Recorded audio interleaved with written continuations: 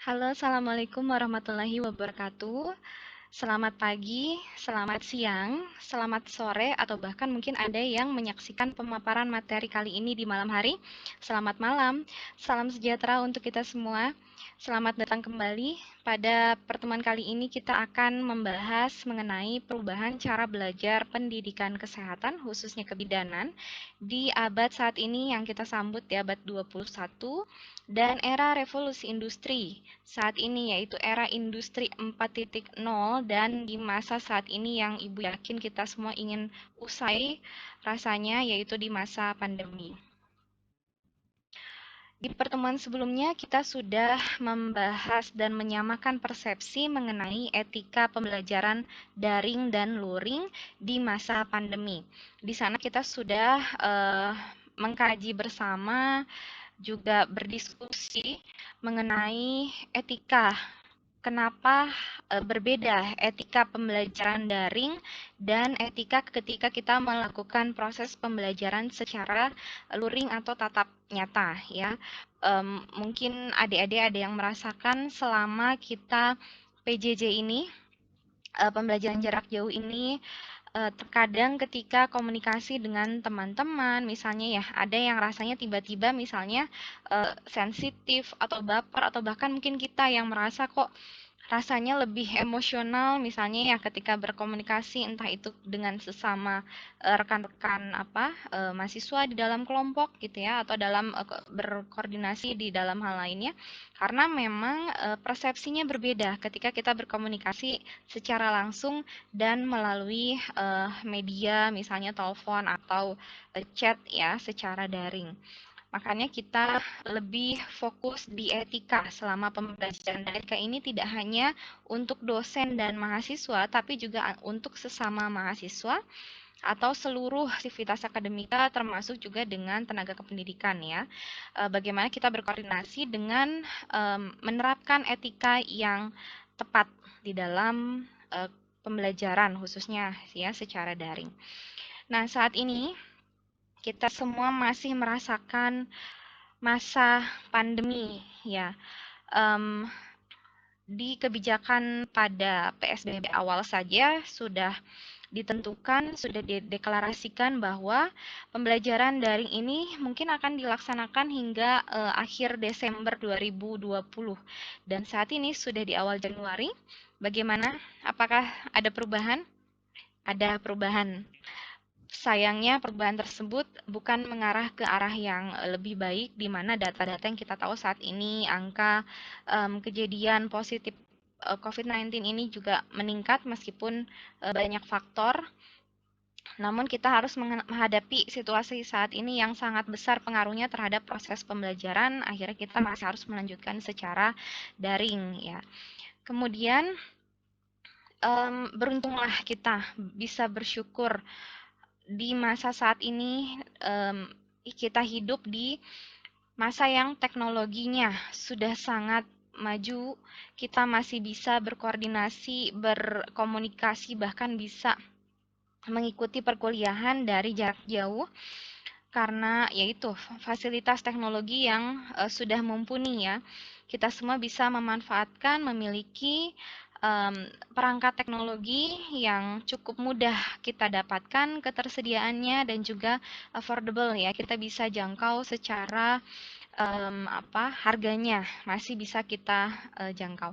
Kemudian saat ini untuk tenaga kesehatan khususnya bidan itu tidak kalah kebutuhannya, masih sangat dibutuhkan oleh masyarakat.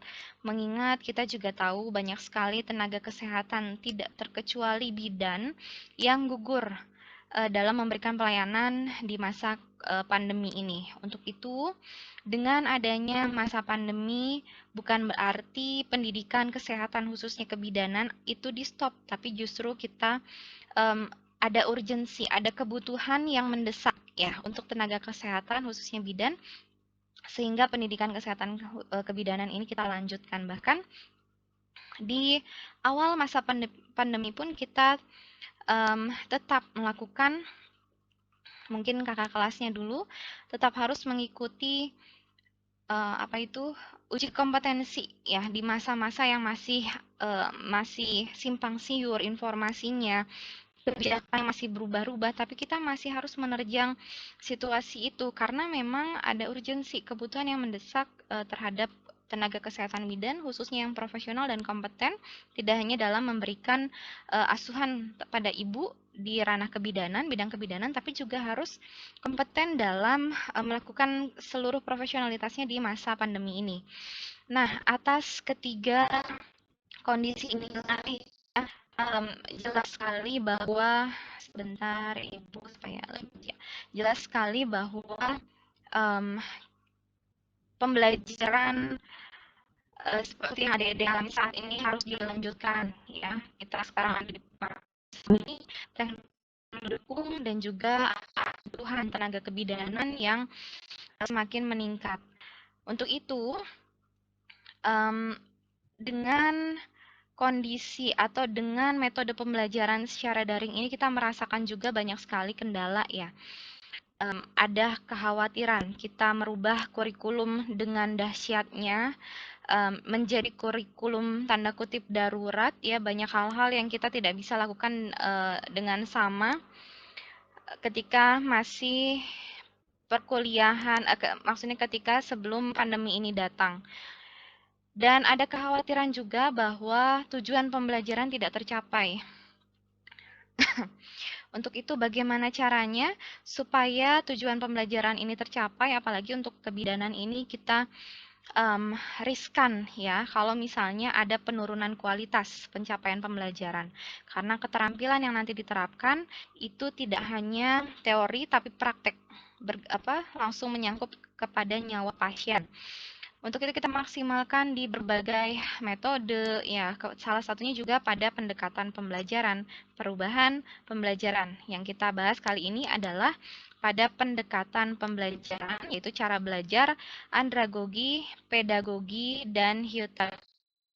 Ya, kita akan membahas itu semua dalam pemaparan materi kali ini.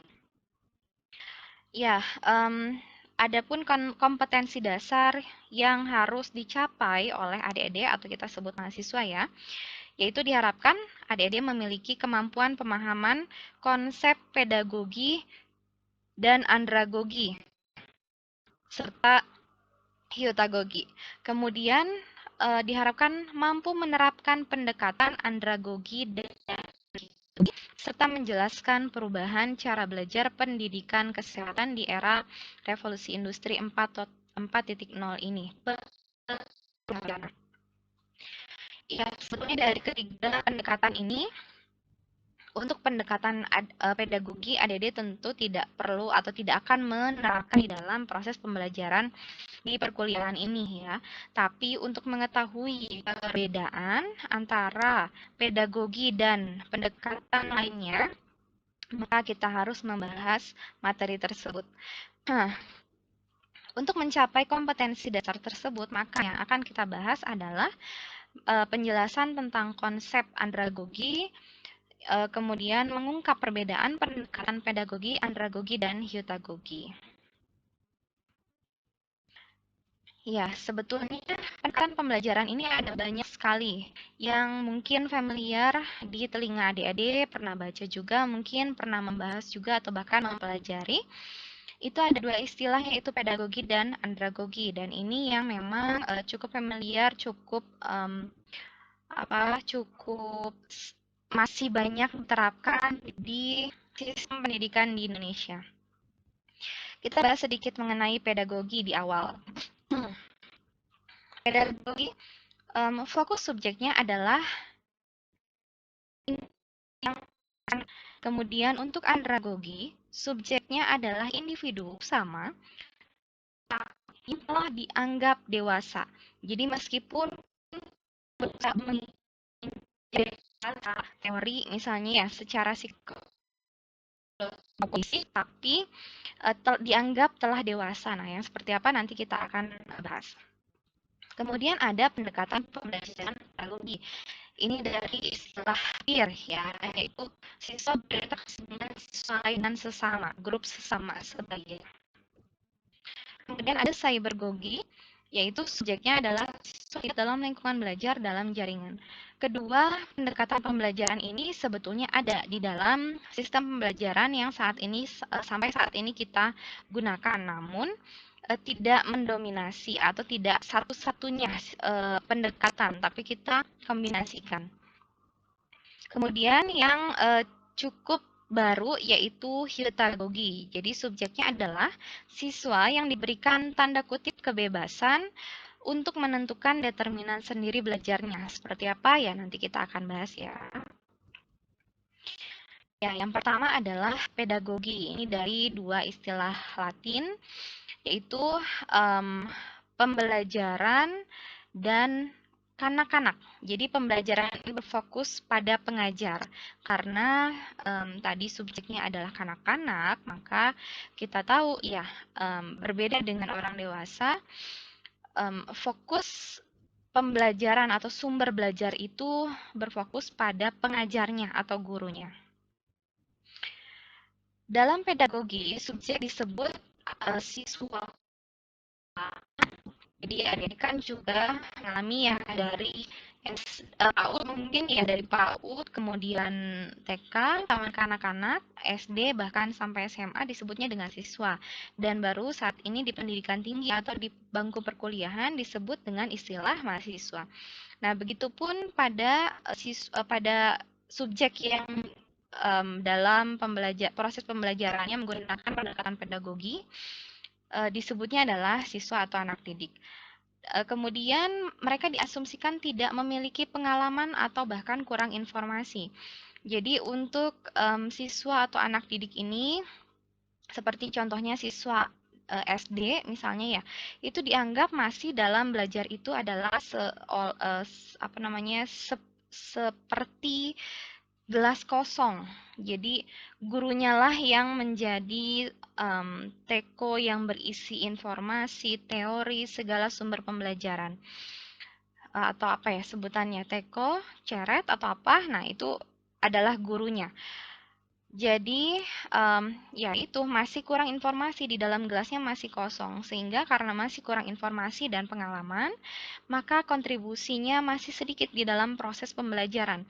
Pasif, hanya diam mungkin ya dalam di dalam proses pembelajaran di dalam kelas, diam, kemudian mendengarkan guru, menjawab ketika bertanya, kemudian aktif ketika diperintah misalnya. Seperti itu. Kemudian gaya belajarnya dependen. Ini sangat tergantung terhadap gurunya.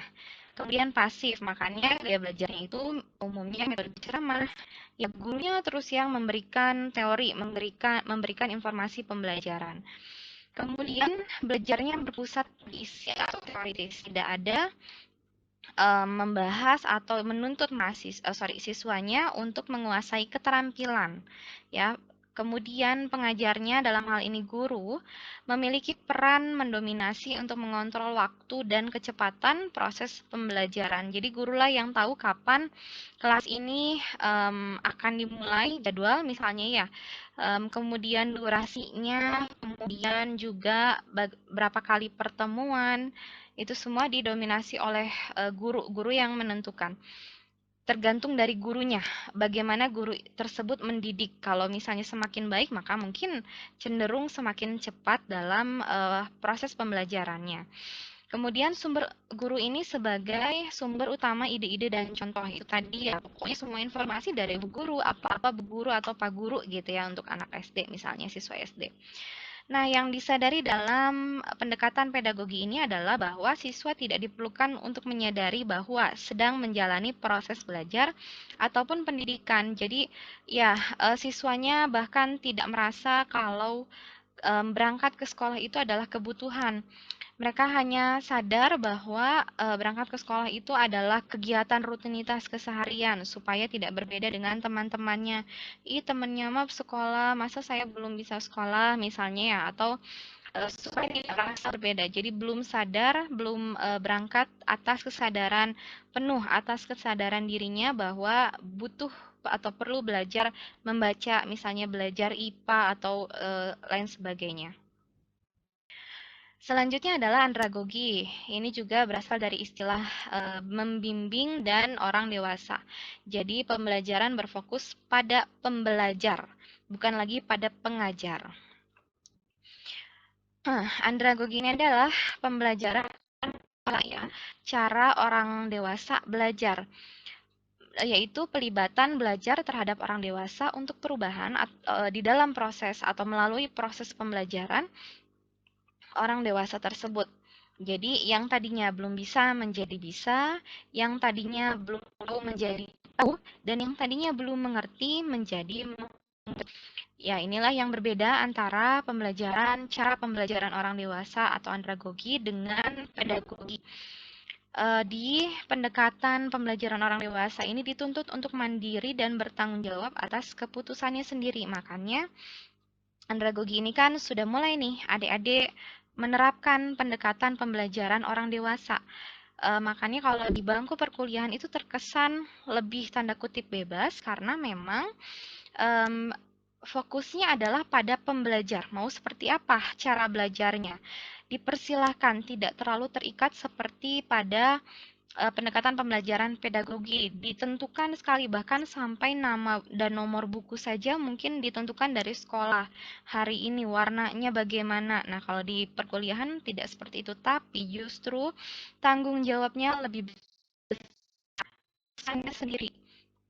Misalnya mau kuliah saja kah atau mau ikut terlibat aktif dalam organisasi kah? Organisasi atau ekstrakurikuler yang ada di kampus atau di luar kampus. Dan sebagainya, segala bentuk aktivitas itu atas keputusan mahasiswa tersebut, tapi memiliki tanggung jawab. Dan semua hal tersebut itu dilaksanakan berdasarkan kemauan, keputusan dari mahasiswanya dalam rangka menunjang pembelajaran. Ya, jadi memang prioritasnya adalah akademik, tapi tidak jarang ada kebutuhan adik-adik atau mahasiswa untuk mengikuti kegiatan di luar kelas atau di luar kegiatan akademik yang disebut dengan kegiatan kemahasiswaan atau non-akademik ya. Tidak jarang bahwa dengan mengikuti kegiatan-kegiatan organisasi tersebut, apalagi misalnya yang sampai bisa seperti kemarin ya adik-adik, ada yang sudah memenangkan lomba atau misalnya sudah dirasakan dari SMA kalau misalnya berpartisipasi di dalam organisasi selama manajemennya baik itu bisa sangat menunjang performa di dalam kelas atau di dalam kegiatan akademik. Ya, inilah asas andragogi. Hear and forget, see and remember, do and understand. Jadi, mendengar maka akan lupa, melihat maka akan ingat, dan melakukan maka akan paham atau mengerti. Makanya kenapa selama di perkuliahan ini lagi-lagi ya, setiap ada kelas itu pasti ada tugas, lagi-lagi tugas, karena memang fokus andragogi itu melakukan maka akan paham atau mengerti. Apalagi materi yang disampaikan ini juga tidak hanya teori, tapi ada keterampilan, bahkan keterampilan yang mendominasi. Supaya bisa pada akhirnya adalah ketika sudah lulus nanti itu sudah bisa apa, bukan sudah belajar apa. Dalam andragogi, subjeknya disebut dengan istilah peserta didik atau warga belajar. Mungkin adik-adik ada yang pernah mendapatkan informasi di awal pandemi ini, bagaimana panduan mengikuti perkuliahan atau pembelajaran di masa pandemi, yang di sana istilah dari mahasiswanya itu diganti dengan atau digunakan istilah warga belajar. Nah, itulah yang dimaksud dengan subjek pembelajar dalam pendekatan andragogi. Kemudian, subjeklah yang mempengaruhi waktu dan kecepatan. Kalau tadi yang mempengaruhi waktu dan kecepatan adalah pengajar atau gurunya. Nah, kalau di sini adalah subjeknya atau peserta didik, dalam hal ini mahasiswa. Misalnya, khususnya dalam kebidanan, ketika adik-adik itu nanti mau ujian, ada kewajiban untuk mengikuti atau sudah melakukan skill lab di laboratorium minimal 2 kali untuk fase tertentu misalnya. Ketika baru 1 kali saja melakukan, maka bukan berarti kemudian misalnya jam mata kuliahnya habis, maka bukan berarti adik-adik bebas, berarti sudah terbebas dari kewajiban tersebut, tapi ditunda. Ya, karena itu prasyarat. Jadi semakin lama adik-adik misalnya ya terlibat dalam kegiatan pembelajaran, maka semakin lama juga waktu yang harus diikuti dalam menyelesaikan pembelajaran ini. Kemudian kontribusi sangat penting karena dalam pendekatan ini diasumsikan bahwa pembelajaran itu memiliki pengalaman. Jadi kalau tadi di pedagogi itu subjeknya ibaratnya gelas kosong, kalau di andragogi subjeknya itu diibaratkan gelas yang sudah terisi, entah itu seperempat, sepertiga, setengah, atau 3/4, tapi dianggap sudah ada isi. Isi itu adalah pengalaman. Makanya di dalam sudah ada pengalaman, maka tuntut kontribusi ya, baik itu dalam diskusi ataupun misalnya dalam tugas dan sebagainya. Kemudian dalam pendekatan andragogi ini gaya belajarnya independen karena memang ada kompetensi yang harus dicapai yang tidak bisa dilakukan dengan cara tanda kutip disuapin. Ya, beda misalnya ketika ibu meminta adik-adik untuk membuat makalah, caranya misalnya ya, caranya misalnya klik gitu ya, klik start, kemudian klik Microsoft Word, kemudian klik new segala macam sampai selesai, itu akan berbeda dengan adik-adik yang mengeksplor sendiri. Akan lebih mudah ketika apalagi sebetulnya ketika mengalami kendala, nah itu yang sebetulnya akan memberikan pembelajaran lebih dalam lagi. Independen, pelatihan aktif karena dibutuhkan kontribusi di sana, kontribusi dari mahasiswanya ya. Untuk memberikan ide, gagasan, sanggahan, debat, dan seterusnya. Kemudian terpusat pada masalah kehidupan nyata. Ini juga yang membedakan. Ketika masih SD sampai dengan SMA, masalah yang dibahas itu belum seberapa nyata atau relate ya dengan kehidupan kita sehari-hari. Nah, dalam pendekatan andragogi ini, apalagi kebidanan yang kita sudah mulai menerjunkan, memberikan contoh kasus-kasus yang nyata seperti apa ibu hamil yang mengalami masalah atau bahkan yang normal dan seterusnya, bahkan melibatkan adik-adik untuk terjun langsung misalnya magang atau misalnya ada bidan asuh terlibat mengikuti kegiatan kesehariannya supaya bisa secara langsung melihat dan mengalami bagaimana masalah apa saja yang ada di kehidupan nyata sebagai seorang bidan. Kemudian, ciri andragogi menurut Knowles ini adalah individu mengalami inisiatif dengan ataupun tanpa bantuan individu lain. Jadi, inisiatif, inovatif. Dengan misalnya bantuan ide diberitahu oleh temannya atau disuruh oleh temannya, misalnya ya dimotivasi oleh temannya ada atau tidak ada hal tersebut, tetap mengambil inisiatif itulah ciri pembelajaran andragogi. Ciri lainnya dalam andragogi ini ada yang namanya learning needs. Jadi, subjek mendiagnosa kebutuhan belajarnya. Meskipun kampuslah yang menentukan materi apa saja, misalnya ya yang akan dipelajari, tapi ada kebutuhan belajar yang diidentifikasi atau didiagnosa oleh mahasiswanya sendiri. Misalnya dari materi-materi yang sudah disampaikan yang akan kita bahas, misalnya selama 1 semester ini, ada rasanya yang akan kita atau mahasiswa butuhkan, entah itu referensi, kemudian misalnya dari hal-hal lain seperti tempat tinggal gitu ya. Dari jadwal yang sudah ada, mungkin ada adik-adik yang harus ngekos gitu ya. Kemudian juga ada yang saat pembelajaran daring ini kita harus mempersiapkan infrastruktur seperti handphone atau misalnya jaringan internet dan seterusnya. Kemudian tujuan belajar juga dirumuskan secara bisa bersama-sama antara dosen dengan mahasiswanya. Seperti kontrak belajar yang di awal Ibu sampaikan, kita akan membahas apa saja, penilaiannya bagaimana, itu semua kita tentukan bersama dengan melibatkan mahasiswa. Kemudian sumber belajar atau resources ini diidentifikasi oleh mahasiswa untuk apa? Maksudnya untuk menunjang pembelajaran. Misalnya kita akan butuh Sumber buku belajar bisa pergi ke perpustakaan atau kita butuh e-book, kita download di internet, kemudian kita butuh misalnya jurnal juga kita cari, atau bahkan kita membutuhkan um, pemaparan pengalaman secara langsung dari ahlinya. Banyak ya di YouTube atau misalnya nanti kita sering ada kuliah pakar atau misalnya seperti kemarin dari kegiatan seminar dan lain-lain. Kemudian strategi belajar ini juga dipilih dan diimplementasikan oleh subjek itu sendiri. Mau bagaimana? Apakah dengan cara visual, dengan cara audio, dengan peer atau bersama-sama dengan temannya atau mau sendiri dulu masing-masing gitu ya. Kemudian juga sampai evaluasi hasil belajarnya itu melibatkan inisiatif dari peserta didik atau warga belajar. Nah, di dalam andragogi ini yang perlu disadari adalah pembelajaran dilakukan secara sadar dan cenderung sistematis. Jadi pembelajaran orang dewasa itu harus sadar bahwa kegiatan belajar ini adalah kebutuhan dari mahasiswanya, dari peserta didiknya. Misalnya, kita tahu apa saja yang akan atau yang harus dibahas atau yang harus dipelajari untuk menjadi seorang bidan ya. Tingkat 1, 2, 3 dan seterusnya, semester 1, 2 dan seterusnya.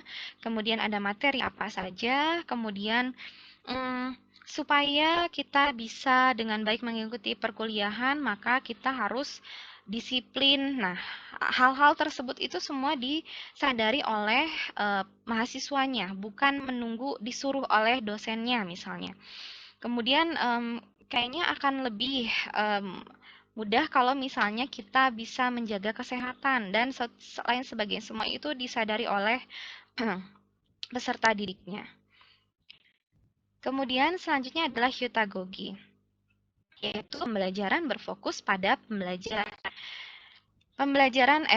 dalam hyutagogi ini belajar sendiri dan belajar cara belajar sendiri. Kalau tadi di andragogi adalah belajar cara belajar, kalau ini belajar cara belajar sendiri. Misalnya,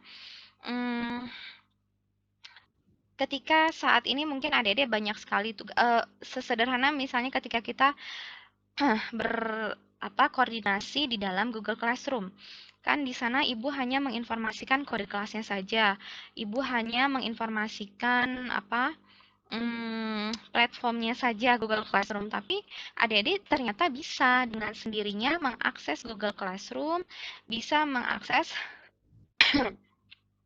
kelas dengan kode kelas tersebut. Nah, itu semua kan diidentifikasi oleh mahasiswanya sendiri ya, dengan cara bertanya, dengan cara googling, entah dengan cara mencari informasi di berbagai referensi. Nah, itu sudah cara belajar sendiri. Kemudian menawarkan cara belajar kreatif, efektivitas yang tinggi, bekerja baik dengan orang lain, penerapan kompetensi dalam situasi kehidupan. Jadi adik-adik kalau bisa dilihat di gambar sebelah sini,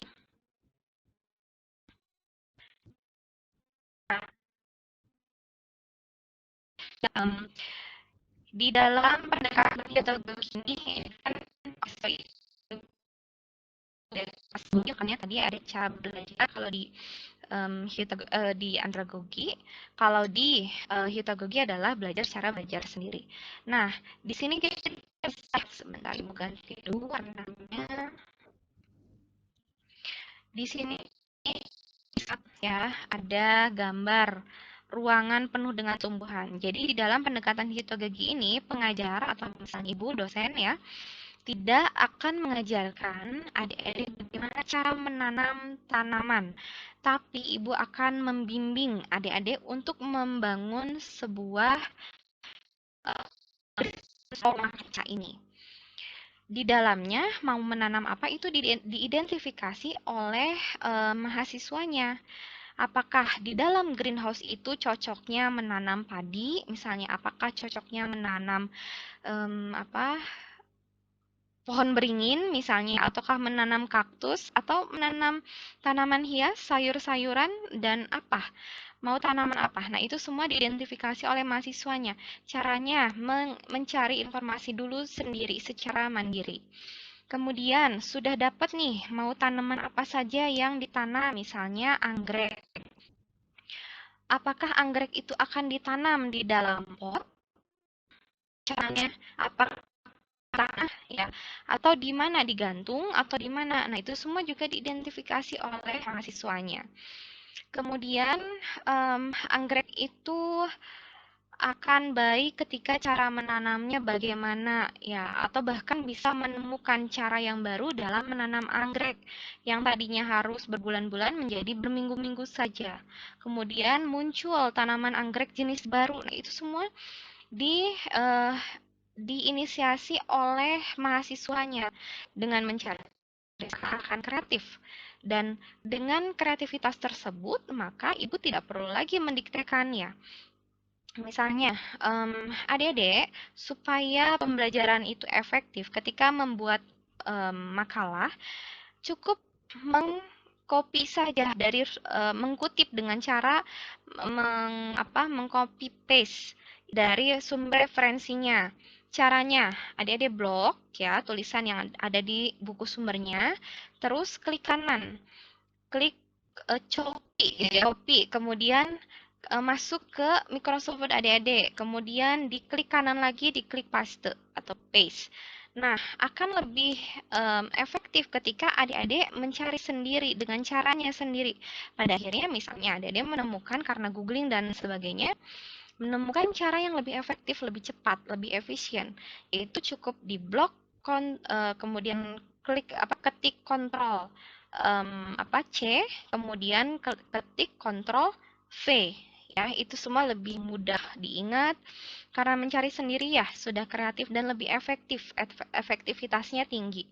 Kemudian bekerja baik dengan orang lain. Nah, karena ibu tidak memperkenankan adik-adik untuk menanyakan dulu informasi utamanya dari ibu, dari pengajar, maka adik-adik akan tergerak, mahasiswanya akan tergerak untuk bertanya mungkin dengan teman-temannya, mungkin dengan keluarganya, atau bahkan mungkin ada yang mencari langsung ke sumber atau ke ahlinya.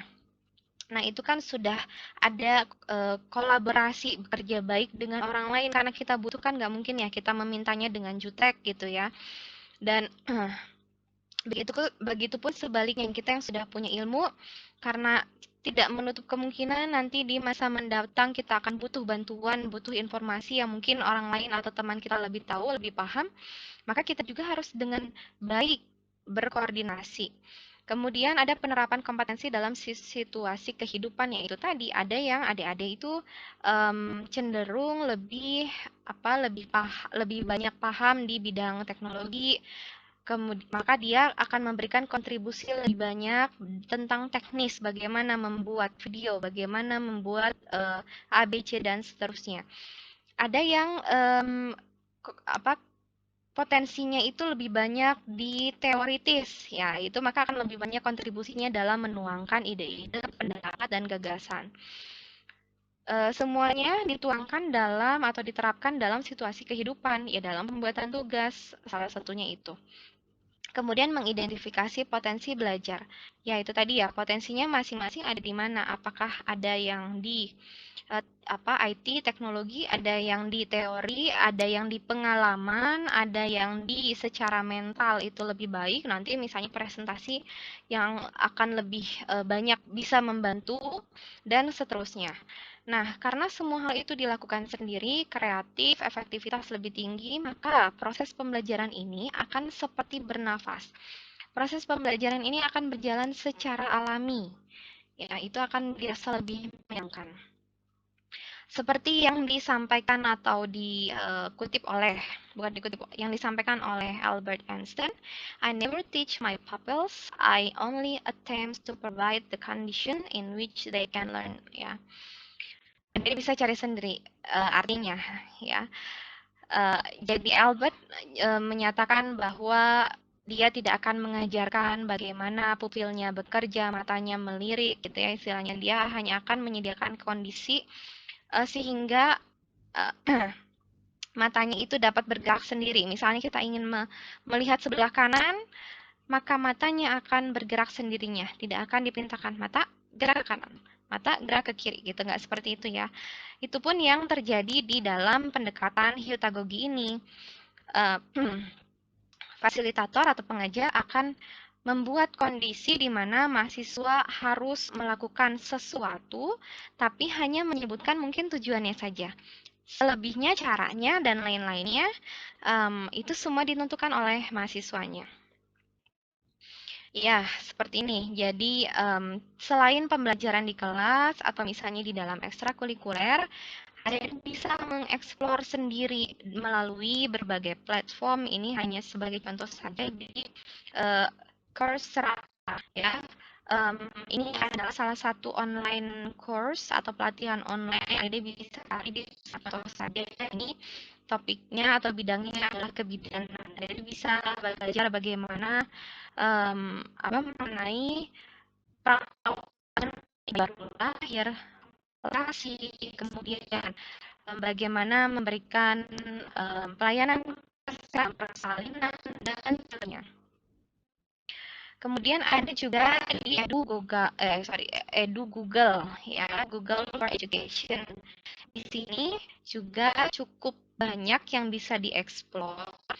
Ada program untuk pelajar mahasiswa, ada pekerjaan dan magang, kemudian juga ada informasi mengenai beasiswa. Semuanya bisa melihat program-programnya. Kemudian, karena semua kegiatan pembelajaran ini tadi ya seperti bernafas, kan bernafas itu tidak ada yang diperintahkan tarik nafas, baru menarik nafas, menghirup oksigen, kemudian diperintahkan lagi buang napas, hembuskan napas, baru menghembuskan atau mengeluarkan karbon dioksida. Itu semua dilakukan secara alami. Tidak mungkin ibu misalnya memperhatikan satu-satu, ya silahkan bernafas semuanya misalnya ya. Tunggu-tunggu, ini temannya belum selesai mengambil nafas, jangan dulu hembuskan. Udah semuanya mengambil nafas, oke silahkan hembuskan. Oke, pelan-pelan, pelan, tahan, yang lain belum selesai. Nah, kan tidak seperti itu ya. Tapi semua dilakukan masing-masing sesuai dengan potensinya, sesuai dengan kompetensi yang akan dicapai ya secara alami. Proses belajar ini mempengaruhi prinsip belajar karena semuanya dilakukan oleh masing-masing mahasiswa atas inisiatifnya sendiri. Mau gaya belajar seperti apa, ada yang inginnya secara visual, maka dia buat gambar-gambar di bindernya. Ada yang ingin cara belajarnya itu secara audio, ya menggunakan audiobook misalnya, atau bahkan membuat sendiri media audionya. Kemudian ada yang pinginnya melalui video, cari lagi di YouTube misalnya, dan sebagainya. Itu semua akan menjadi lebih mudah ketika mahasiswanya merasakan terlibat dalam kegiatan pembelajaran yang selaras dengan keberadaan dirinya, dengan potensi kemauan dan keinginannya. Ketika adik-adik harus bisa menguasai mengenai bagaimana cara membantu persalinan, materinya itu sama, tapi cara belajarnya silakan. Anda mau belajar dengan cara bagaimana? Mau belajar dulu, kemudian nanti dipraktekkan, kemudian nanti dites misalnya. Atau misalnya ada yang saya mau lihat dulu videonya, oh begitu, kemudian baru dibaca materinya, oh ya sama, oh ya saya paham, kemudian setelah itu baru dites atau diuji.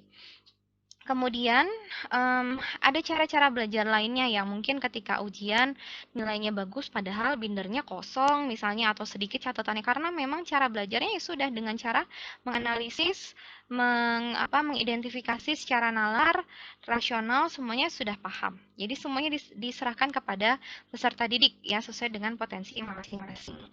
Maka tujuan hypnagogi ini bisa tercapai yaitu kapabilitas dan self-efficacy. Jadi berdasarkan kemampuan, kemauan, dan inisiatif dari setiap pembelajar.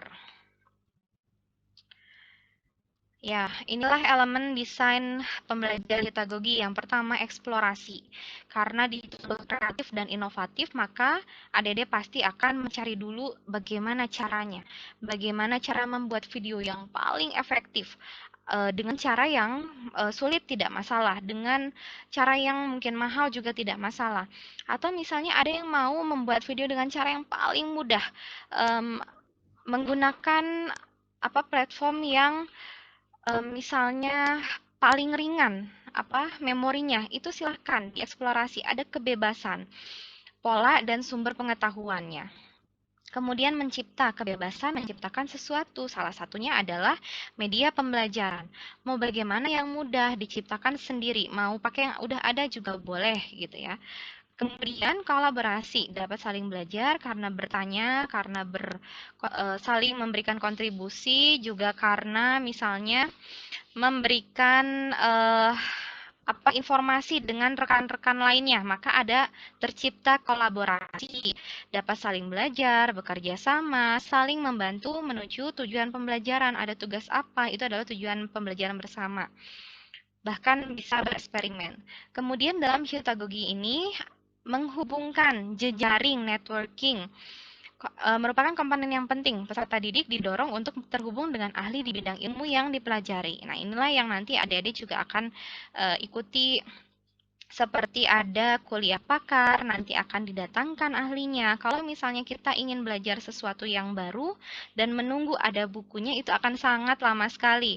Tapi kalau misalnya didatangkan di sela-sela kegiatan pembelajaran, kita langsung datangkan ahlinya yang sudah melakukan penelitian dan di-share hasil penelitian, maka itu akan lebih lebih update lagi. Kemudian berbagi. Nah, tadi kan sebetulnya sudah ada kegiatan kolaborasi ya. Di dalam kegiatan atau dalam aktivitas kolaborasi tersebut akan secara otomatis adik-adik berbagi informasi. Yang sama-sama tidak tahu pun karena sudah mencari informasi nanti akan saling, ini saya sudah dapat caranya seperti ini, kamu gimana? Ada cara yang lebih mudah nggak? Dan seterusnya, maka akan tercipta peluang baru untuk berkolaborasi.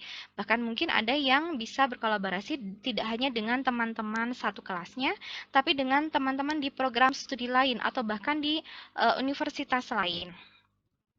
Kemudian refleksi ini tidak kalah penting, ada dalam misalnya evaluasi dengan metode Hyutagogi ini juga tidak akan ada perbedaan dengan pendekatan pembelajaran lainnya. Maka di sana adik-adik akan mendapatkan kesempatan rekognisi pembelajaran baru ya dari hal-hal baru yang ditemukan dari sebelumnya, dan juga akan menemukan keterkaitan antara materi kali ini dengan materi sebelumnya. Ya, kemudian juga ada proses kognitif tingkat tinggi. Ada yang namanya proses kognitif yang tidak hanya disuapi oleh dosen, oleh pengajar, tapi adik-adik dapatkan sendiri, dan itu akan lebih cepat dikuasai sehingga proses kognitifnya ini akan juga tinggi ya. Ya, inilah tadi karena Hyutagogi itu adalah perluasan dari andragogi, maka saat ini kita sedang menuju ke Hyutagogi di mana di dalamnya juga sangat kita mengandalkan teknologi. Nah, inilah yang terjadi ya ketika andragogi berubah menjadi Hyutagogi. Jadi andragoginya itu tidak hilang, cara pembelajaran orang dewasanya masih ada, namun akselerasi lagi, ditingkatkan lagi. Yang tadinya disiplin itu ditentukan atau ditunjukkan dengan peraturan, kaku, saklek, tidak boleh dilanggar sama sekali. Kemudian energi disiplin tersebut di dalam pendekatan Hyutagogi ini berubah istilah. Tapi ngeyelnya ya bukan ngeyel asal. Ngeyelnya adalah karena ada lonjakan dan luapan semangat dalam menggali lebih jauh mengenai materi-materi yang sedang kita bahas atau pelajari. Ya, energi motivasi dan menggerakkan roda pembelajaran yang dialami tadi itu menjadi ngeyel untuk mendapat gali lebih jauh mengenai materi yang sedang dipelajari. Tadinya kalau dalam andragogi stage on stage ya, gurunya di depan, ini loh A, B, C, dan D, silakan Anda begini dan begitu. Kalau sekarang di Hyutagogi, pengajarnya itu mendampingi yang saling berkolaborasi tadi. Nah, bagaimana Hypnagogi di current era, yaitu di abad 21 ini, yang juga di era industri 4.0 dan yang saat ini sedang kita alami nih, di masa pandemi. Hypnagogi ini juga sangat selaras dengan ketiga kondisi ini. Di awal perkuliahan, kalau tidak salah, Ibu pernah menanyakan mengenai pemanfaatan jaringan internet, perangkat apa yang digunakan, platform apa untuk kuliah daring, untuk diskusi, ya semuanya. Nah, itu sebetulnya merupakan Ibu meminta kontribusi adik-adik atau mahasiswa atau peserta didiknya untuk membuat kontrak belajar sampai dengan evaluasi. Dilibatkan mau menggunakan media pembelajaran apa, metode pembelajaran yang diminati bisa diidentifikasi dari sana, kemudian pengembangan aktivitas pembelajarannya mau seperti apa dan sumber belajarnya bagaimana. Kalau yang sangat penting diketahui adalah aktivitas pembelajaran. Aktivitas pembelajaran itu baru terjadi kalau ada interaksi antara mahasiswa dan mahasiswa dengan dosen. Makanya kenapa di dalam proses pembelajaran ini ada diskusi pada akhir pembelajaran. Kemudian sumber belajar. Mungkin di SMA adik-adik ketika mau belajar dari buku, ya dari perpustakaan, dari internet dan lain-lain, tapi tidak spesifik. Kalau sekarang kita sudah meluas, adik-adik sudah mulai tuh mengkaji sumber belajar baru, yaitu evidence based melalui jurnal-jurnal penelitian. Nah, ini juga yang ada di Hypnagogi di current era ya. Hypnagogi di masa pandemi ini, kebetulan kita alhamdulillah ya sudah berada di era revolusi industri yang teknologinya sudah digital, sudah wireless, sudah menurut Ibu bisa dibilang sangat canggih, memudahkan kita untuk belajar. Kemudian juga di era di abad 21 ini. Tadi misalnya ada sumber belajar baru yang ingin adik-adik explore. Ini hanya contoh saja, ada di website classcentral.com. Dicari industri adalah midwifery. Nanti di sini ada gambaran di kuliahnya. Di sini adik-adik bisa klik videonya. Kemudian di sini juga terlihat ada durasinya. Ini ada 4 minggu, bukan berarti selama 24 jam dalam 7 hari selama 4 minggu ya, tapi ada jadwal-jadwalnya. Nah, ini bisa adik-adik akses untuk menjadi sumber pembelajaran yang baru. Tapi Bu bahasa Inggris ya, Ibu yakin sebetulnya adik-adik juga sangat paham dengan konten bahasa Inggris, tapi kadang kita ingin lebih mudah. Nah, di Hypnagogi ini juga ya karena kita bisa mengeksplor misalnya mahasiswanya bisa mengeksplor tanpa ibu beritahu, ini hanya sebagai contoh saja. Ternyata ada cara yang mudah tanpa kita harus mengcopy paste kata-kata di dalam website berbahasa Inggris dimasukin ke dalam translator, misalnya Google Translate, kemudian kita baru bisa pelajari. Cukup kita klik kanan saja, kemudian nanti di translate ke dalam bahasa Indonesia. Kalau misalnya sudah, nanti tampilannya akan seperti ini. Nah, aduh, Ibu harus ngeklik sedikit. Tampilannya seperti ini, cukup klik ada icon Google Translate di sini, kemudian diklik dan kita pilih Indonesia, maka semuanya berubah. Tadinya begini, menjadi seperti ini. Kita tidak perlu memutar otak dan waktunya akan lebih efektif. Ya, itulah beberapa pembahasan mengenai pendekatan pembelajaran yang berubah ya dari itulah perjalanan dari pedagogi menjadi andragogi dan saat ini yang terbaru adalah menjadi pedagogi. Barangkali ketika kalau kita tidak bertemu di sini mungkin kita tidak tahu apa itu pedagogi. Nah, sekarang sudah tahu ya masing-masing Ibu recall kembali apa itu pedagogi, kemudian apa itu andragogi dan ada yang paling baru adalah hypnagogi. Untuk lebih dalamnya, mudah-mudahan adik-adik tidak puas dari apa yang sudah Ibu sampaikan di sini. Untuk lebih dalamnya, adik-adik bisa mengeksplor lebih jauh mengenai hal-hal tersebut sampai dengan bisa diterapkan nanti di proses pembelajaran di materi perkuliahan selanjutnya. Itu mungkin yang bisa Ibu sampaikan, semoga bermanfaat. Mohon maaf atas segala hal yang kurang berkenan apabila mudah-mudahan juga tidak ada kendala teknis setelah recording ini, baik itu suara maupun videonya. Sampai bertemu di pertemuan selanjutnya. Assalamualaikum warahmatullahi wabarakatuh.